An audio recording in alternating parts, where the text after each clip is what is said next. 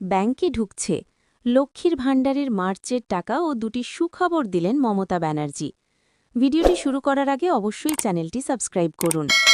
সরকারি প্রকল্প লক্ষ্মীর ভাণ্ডারের নতুন কিস্তির টাকা আজ অনেকের ব্যাংক অ্যাকাউন্টে ঢুকতে শুরু করেছে। বিভিন্ন জায়গা থেকে খবর পাওয়া যাচ্ছে কিছু উপভোক্তার অ্যাকাউন্টে প্রায় ৩,৫০০ টাকা পর্যন্ত জমা পড়েছে।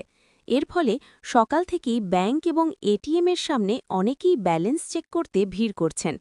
দীর্ঘদিন ধরে যারা এই টাকার অপেক্ষায় ছিলেন তাদের জন্য এটি নিঃসন্দেহে স্বস্তির খবর। এই বিষয়ে গুরুত্বপূর্ণ তথ্য দিয়েছেন পশ্চিমবঙ্গের মুখ্যমন্ত্রী মমতা ব্যানার্জি।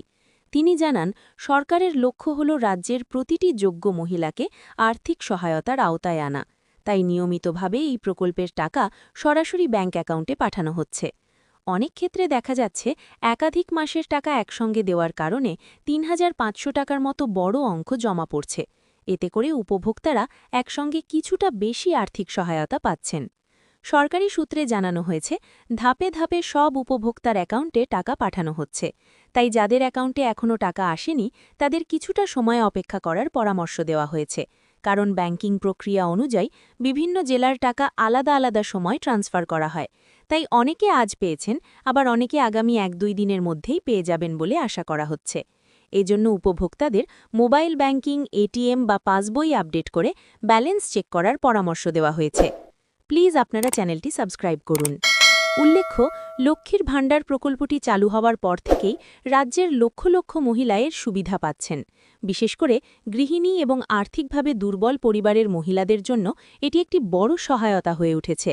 বিশেষজ্ঞদের মতে, এই প্রকল্প শুধু পরিবারে আর্থিক সহায়তা দেয় না, বরং গ্রামীণ অর্থনীতিতেও ইতিবাচক প্রভাব ফেলে। তাই প্রতি মাসেই মানুষ আগ্রহ নিয়ে অপেক্ষা করেন কবে তাদের অ্যাকাউন্টে এই টাকার কিস্তি জমা পড়বে। ইতিমধ্যেই জনপ্রিয় সরকারি প্রকল্প লক্ষ্মীর ভাণ্ডারের মাধ্যমে লক্ষ লক্ষ মহিলা মাসিক ভাতা পাচ্ছেন। এবার সেই প্রকল্পের ধাঁচেই আরও একটি নতুন ভাতা চালুর পরিকল্পনার কথা সামনে এসেছে। মুখ্যমন্ত্রী মমতা ব্যানার্জি জানিয়েছেন, রাজ্যের সাধারণ মানুষের আর্থিক নিরাপত্তা বাড়াতে সরকার নতুনভাবে চিন্তাভাবনা করছে। বিশেষ করে যেসব পরিবারে আয়ের সুযোগ কম তাদের পাশে দাঁড়াতেই এই ধরনের ভাতা প্রকল্পগুলো চালু করা হচ্ছে। সরকারি সূত্রে জানা গেছে, নতুন এই ভাতা চালু হলে অনেক মানুষ অতিরিক্ত আর্থিক সুবিধা পেতে পারেন। ঠিক যেমনভাবে লক্ষ্মীর ভাণ্ডার প্রকল্পে সরাসরি ব্যাংক অ্যাকাউন্টে টাকা পাঠানো হয়, নতুন ভাতাতেও একই ধরনের ব্যবস্থা রাখা হতে পারে।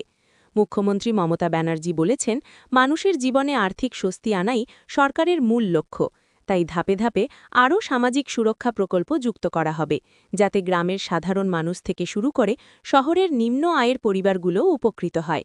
প্রশাসনের পক্ষ থেকে ইঙ্গিত দেওয়া হয়েছে, নতুন এই ভাতা প্রকল্প চালু হলে এর জন্য আলাদা কিছু নিয়ম ও যোগ্যতা নির্ধারণ করা হবে। অর্থাৎ কারা এই সুবিধা পাবেন, কত টাকা করে দেওয়া হবে এবং কতদিন পরপর টাকা দেওয়া হবে, এসব বিষয় খুব শিগগিরই বিস্তারিতভাবে জানানো হতে পারে। অনেক বিশেষজ্ঞ মনে করছেন, এই উদ্যোগ বাস্তবায়িত হলে রাজ্যের সামাজিক নিরাপত্তা ব্যবস্থা আরও শক্তিশালী হবে। কারণ ইতিমধ্যেই লক্ষ্মীর ভাণ্ডার প্রকল্প সাধারণ মানুষের মধ্যে ব্যাপক জনপ্রিয়তা অর্জন করেছে।